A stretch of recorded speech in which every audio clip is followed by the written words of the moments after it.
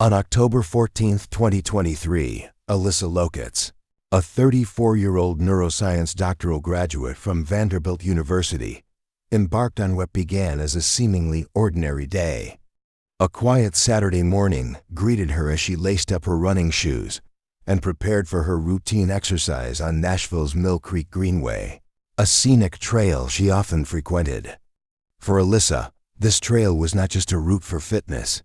It was a place of solitude, a sanctuary where she could unwind amidst the calming sounds of nature, running freely without a thought of worry. The trail, lined with trees casting dappled sunlight across winding paths, held a sense of familiarity for her, a familiar landscape she believed to be safe. Alyssa's day-to-day life reflected a dedication to excellence and curiosity that few could match. Originally trained in speech pathology, she had ventured further academically, eventually earning her doctoral degree in neuroscience from Vanderbilt. She was not just an accomplished scholar, but also a passionate traveler, an explorer at heart, drawn to both the intricacies of the human brain and the wonders of the wider world. Her travels took her to various corners of the globe, and she had cultivated an impressive linguistic repertoire, speaking multiple languages fluently. Alyssa's friends and family described her as a radiant spirit, intelligent and endlessly compassionate, a woman who embraced every opportunity to challenge herself, whether renovating her home, creating art, or diving deeply into the latest topic that piqued her interest. But on that fateful October morning, as she set out along Mill Creek's winding paths, Alyssa was tragically unaware of the lurking danger that would soon shatter the serenity of the Greenway. For all her accomplishments, for all the lives she had touched with her kindness and intellect, Alyssa had no reason to believe her safety was at risk that day. The trail that once symbolized peace and routine was about to transform into a sight of incomprehensible violence and unimaginable end for a life so vibrant and full. Within minutes, the peaceful scene was broken. What had started as a quiet morning run for Alyssa would soon become a crime that would send shockwaves through the Nashville community. Her brutal murder, the news of which spread rapidly, not only devastated her loved ones but also struck fear into the hearts of many. Women throughout the city felt a new layer of vulnerability, and community leaders began urgently discussing measures to improve safety on the city's trails. As the details of her death unfolded, her murder became a catalyst, igniting a citywide movement for safer public spaces and driving home the harsh reminder that safety could not be taken for granted, even in places where it should be most assured. In her memory, Alyssa's story would come to symbolize more than just a terrible crime. It would shine a light on the need for change, for community accountability, and for a world in which women could move freely, without fear, in the very spaces meant to bring them solace. The early morning sun cast long shadows over Mill Creek Greenway as Alyssa Lokits jogged along the secluded stretch of trail, her steady pace a mark of routine and discipline. But on this particular morning, an ominous presence would shatter the peace. Nearby, Paul's Park, a 29-year-old man with a calm, almost predatory demeanor, allegedly watched her from the shadows. He stood quietly between two parked vehicles, observing her movements with a dark intent that soon became terrifyingly clear. According to police reports, Park chose his moment carefully. He stepped out from his hiding spot and began following Alyssa, his footsteps nearly silent but swift, his gaze fixed intently on her. As she continued along the path, she may have felt the prickle of awareness that often signals danger. Perhaps her instincts told her something was off, a shadow moving just out of sync with the rest of the natural surroundings. Alyssa, sensing someone closing in, likely quickened her pace. Her steps, however, were no longer driven by the rhythm of her workout, but by an emerging urgency to create distance between herself and the stranger behind her. But Park reportedly matched her every step, closing the gap between them with a chilling determination. It was as if he had no intention of stopping, of allowing her any means of escape. The stillness of the early morning air was punctuated only by the subtle acceleration of their footsteps, an eerie sound that would have been otherwise undetectable to those who might have been nearby. The tension escalated as Park moved closer, his pursuit relentless. Alyssa must have realized that something was terribly wrong, and in a desperate moment of clarity, she screamed for help. Her voice rang out, desperate and raw, cutting through the quiet. "Help! He's trying to rape me." The cry shattered the morning calm, reaching the ears of those nearby who would later recount hearing her terror-filled plea echo through the trees.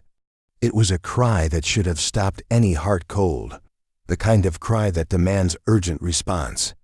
But in those isolated seconds, no one was close enough to intervene.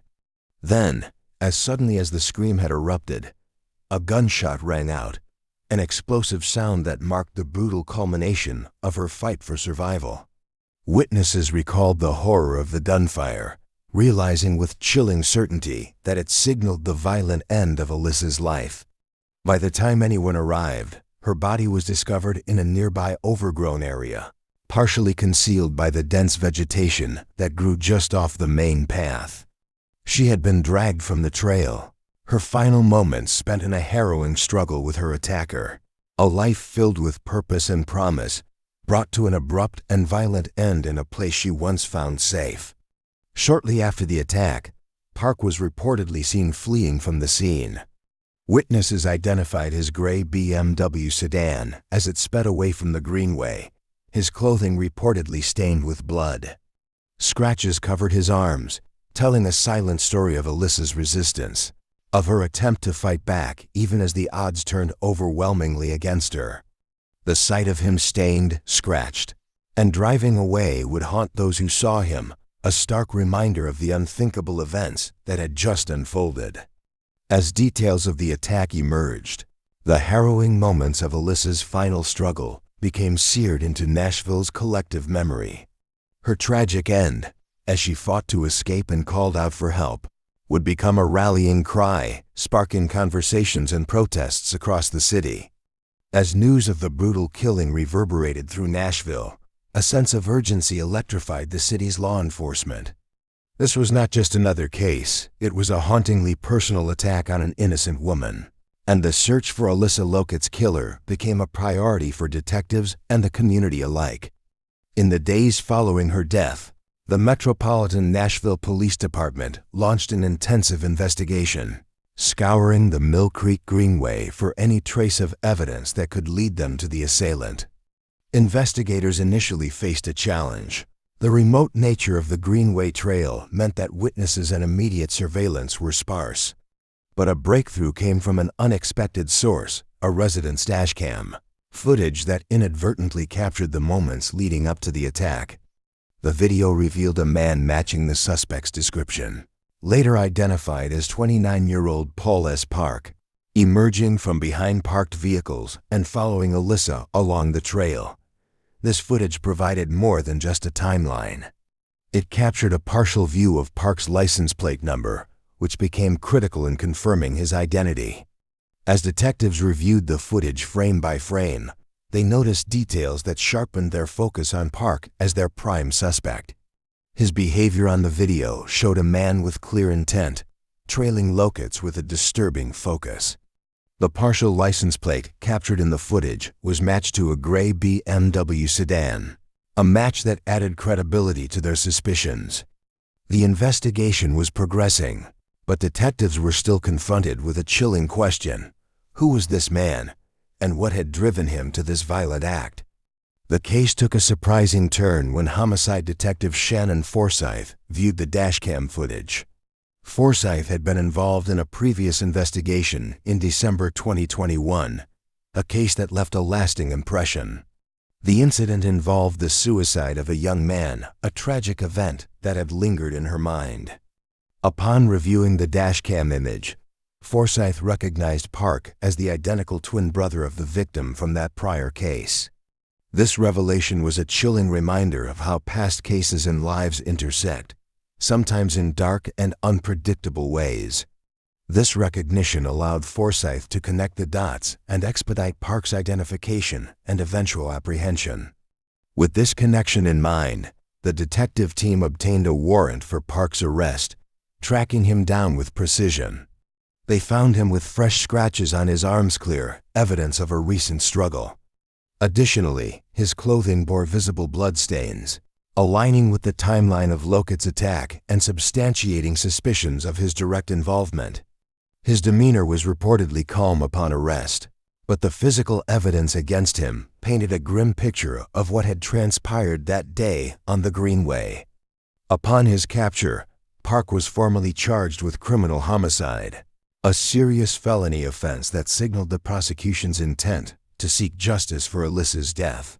Criminal homicide in Tennessee is an encompassing charge that includes murder and manslaughter, typically reserved for cases involving intent or extreme negligence.